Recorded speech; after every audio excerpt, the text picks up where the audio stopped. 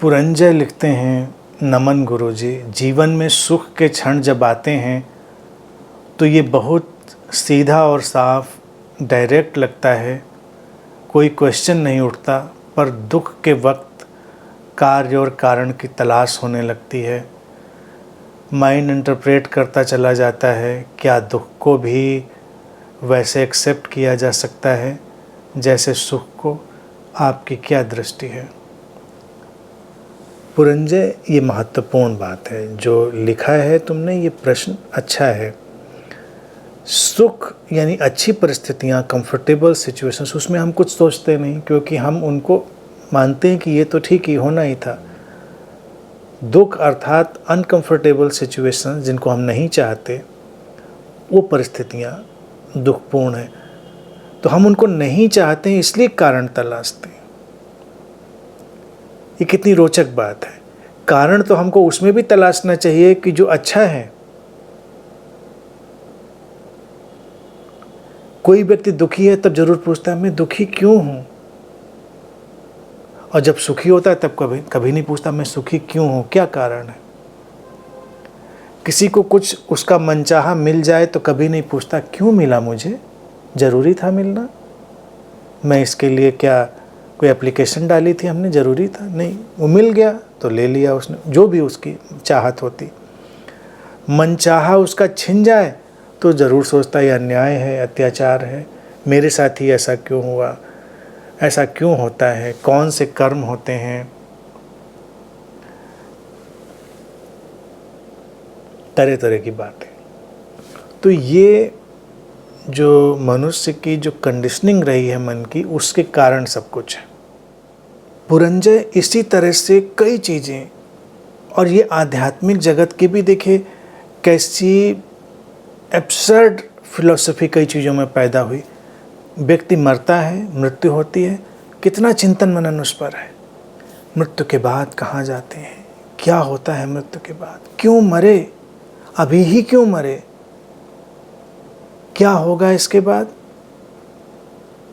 कितना चिंतन मनन, कितनी किताबें लिख के लोग बैठे हुए हैं। वही जब कोई बच्चा पैदा होता है तभी चिंतन मनन नहीं चलता, क्यों पैदा हुआ भाई, ये कोई ज़रूरी था इसका पैदा होना, अभी पैदा होना ज़रूरी था इसका, कहाँ से आ गया, क्यों आया, क्या मतलब था इसके आने का। क्योंकि तब तो हमको सब पता है बायोलॉजिकल प्रोसेस कि ऐसा ऐसा था इसलिए कंसीव हुआ था, इसलिए ऐसा पैदा हो गया। अब पैदा हो गया है, खुशी है, एक नया जीवन आया है, तो उसके एनालिसिस में कौन जाए, छोड़ देते हैं। वो भी तो उतना ही बड़ा रहस्य है, वो आया हुआ बच्चा भी तो उतना ही बड़ा रहस्य है, और एक गया हुआ व्यक्ति भी उतना ही बड़ा रहस्य है। व्यक्ति ठीक ठीक साधना को संतुलन तब देता है जब दोनों बातों पर प्रश्न खड़े कर लेता है। दोनों बातों पर प्रश्न खड़े करने से क्या होता है, प्रश्न गिर जाता है, उसका उत्तर नहीं मिलता। क्योंकि प्रश्न ही देखा जाए ये धीरे धीरे पता चलता है व्यर्थ है, क्योंकि जो है सो है। दुख आया क्यों, क्योंकि उसको आना था इस समय, इसलिए।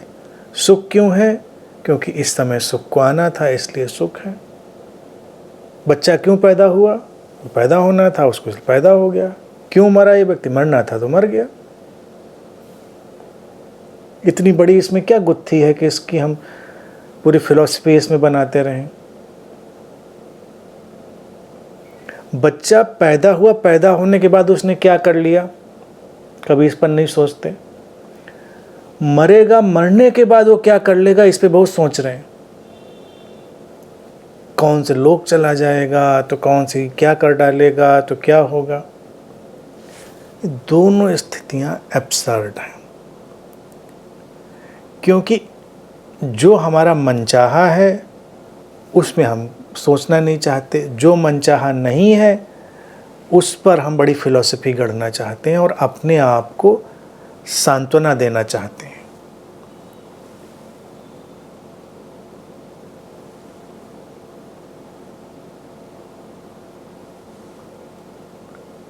तो ये केवल सांत्वना का विषय है। दोनों को एक ही तरह से देखना है, वो सब मैटर ऑफ हैपनिंग है। इस विराट लीला में क्यों ये हैपनिंग है, इसको कोई नहीं जानता। तो इसलिए पूरी तटस्थता से उनका स्वागत और स्वीकार करना चाहिए। हमेशा ध्यान रखना चाहिए, सुख आया है चला जाएगा, दुख आया है चला जाएगा, तो कोई परेशानी नहीं। जब सुख आता है तो कोई भी ये मानना नहीं चाहता कि चला जाएगा, ये समस्या है। दुख आता है तो हम मानते हैं चला जाएगा चला जाएगा, ये चला ही जाना चाहिए इसको। ये सब व्रत उपवास मंदिर मान्यता प्रसाद कथा कीर्तन सब इसी में लगी रहती कि दुख चला जाए। सुख आया उसके लिए भी यही हम कह सकते हैं कि चला जाएगा, चला जाना चाहिए तो हम नहीं कह सकते उसमें, क्योंकि कौन चाहता है कि चला जाए, लेकिन वो भी जाएगा ये भी जाएगा।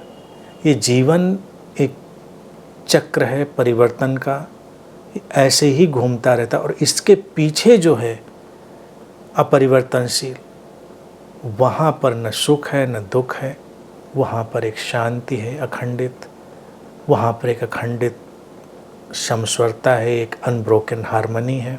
और उन्हीं से निकलती हैं वो प्रसन्नता और प्रेम की धाराएं जो हमारे इस फ्रेम से परे हैं, जिसको हम सोचते हैं।